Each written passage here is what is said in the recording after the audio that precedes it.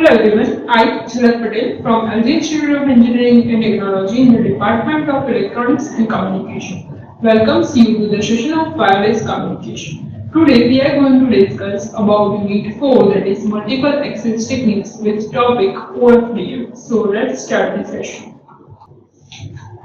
First of all, as we have already discussed about the several multiple access techniques in the last session, that is FDMA, TDMA and CDMA, frequency division multiple access, time division multiple access and code division multiple access.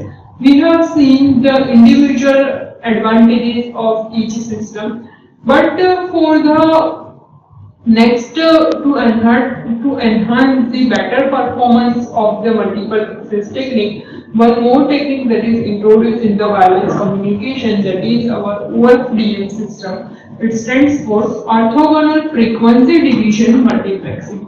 Now, what are the advantages that OFDM offers compared to the other multiplexing techniques? So that are, first one is narrower bandwidth, because always when we have even talked about the cellular concept or maybe the radio propagation, in all the technique we have seen that there is a very high amount of bandwidth lost is possible. So here in the OFDM technique we tries to minimize the bandwidth wastage, means so that the system utilization or bandwidth utilization can be made more easy or more utilized. So for that, OFDM will offer us the narrower bandwidth. The next one is, also because the bandwidth is narrower, it will offer the efficient usage of power. Utilization is also possible. Now, if there is a narrower bandwidth, then we can say that there is an intermodulation product which will cause signal to interference ratio, and minimize the intermodulation product of the OFDM. So this elimination of intermodulation product is also possible with this.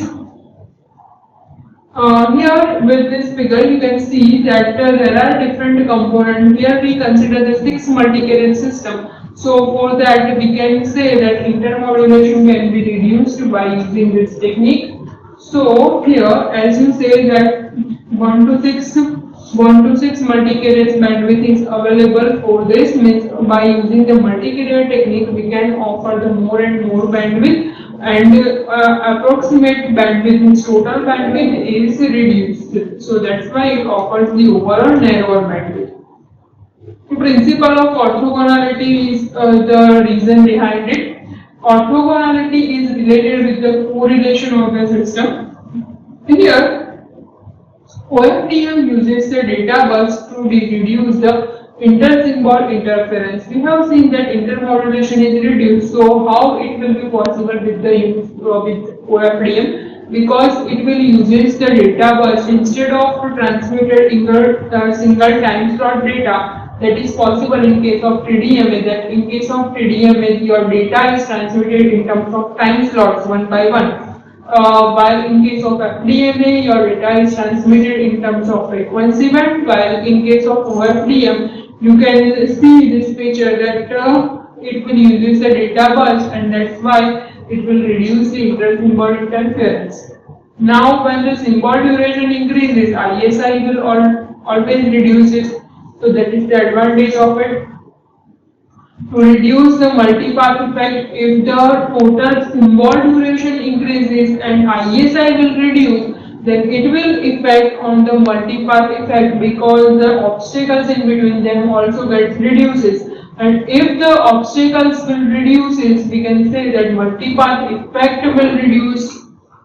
Okay, to reduce the frequency selective fading, we have already talked about the various type of fading in the unit number 3. That frequency selective fading is that. So in which we have used the coherence bandwidth term to relate it with it. If you don't see that lecture of unit number 3, please rewind it so that this thing will be more clear. To reduce the frequency selective fading. Fading is related to the rapid fluctuations that will occur in the system. So this should be reduced.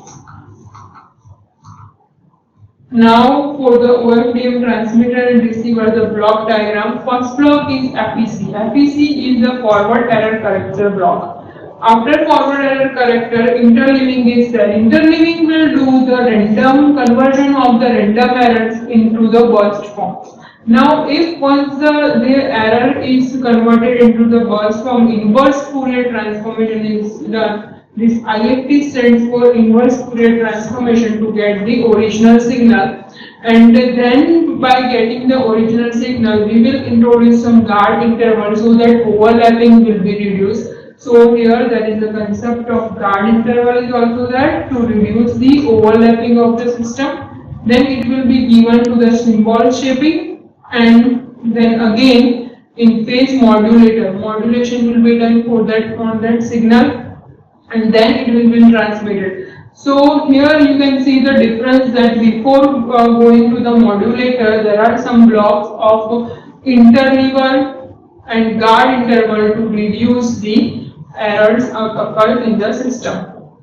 After that, the mixture will gives you the combined gain. TGC is there. Your TGC block is also there, and then it will be transmitted by the antenna. So this is all about the OFDM transmitter. If you talk about if you want to draw the block diagram for the receiver, it will be completely in a reverse order. Here in case of in-phase modulator, you have to use it, the demodulator over there. Then in case of inverse Fourier transfer, you should use the Fourier transformation. And in case of the interleaving mapping, you should use the de-interleaving over there. And in place of coder, there is a decoder. So here data stream is sent in form of symbol. Quadration modulation is that each symbol is assigned to the one of the subcarrier. Okay. Now every symbol frame is transformed through the IFFT. Means inverse fast Fourier transformation. So these are some list of the points that will be used for the OFDM transmitter and receiver. So it is sensitive to the phase as well as frequency noise. Means if there is some phase or frequency noise is there, we should use the guard interval to reduce that particular case. In short, to minimize the correct pulse shape, it needs to be selected for that.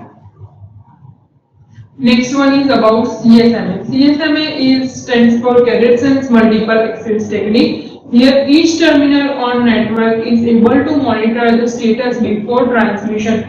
Means whether it get acknowledged or not, that is also matters. So here the detection delay will introduce in the system, means whether the particular bit is transmitted after some delay or not, or if the delay is there, then what then in which amount the delay is introduced. So all these things will be taken care of in case of CSMA. Propagation delay is also that.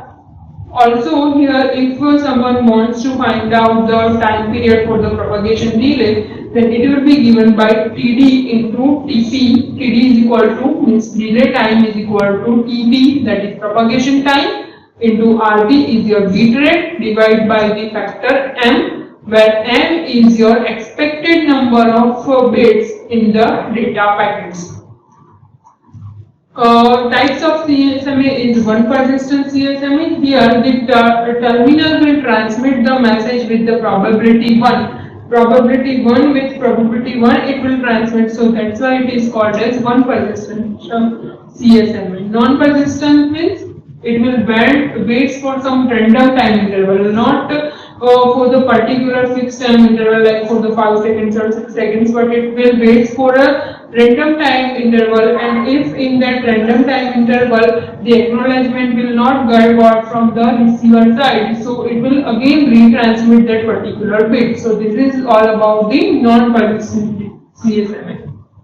Next one is P persistent. So in this case, some of the bits is transmitted with the P probability. So packet is transmitted with first available slot with P probability, and then the rest of the packets will be transmitted with the probability of 1 minus P. Next one is about CSMA-CD. CSMA series stands for Carlson's multiple access collision detect. So here user monitors the transmission of the collision, means whenever it will occur, this particular CSMA will activate.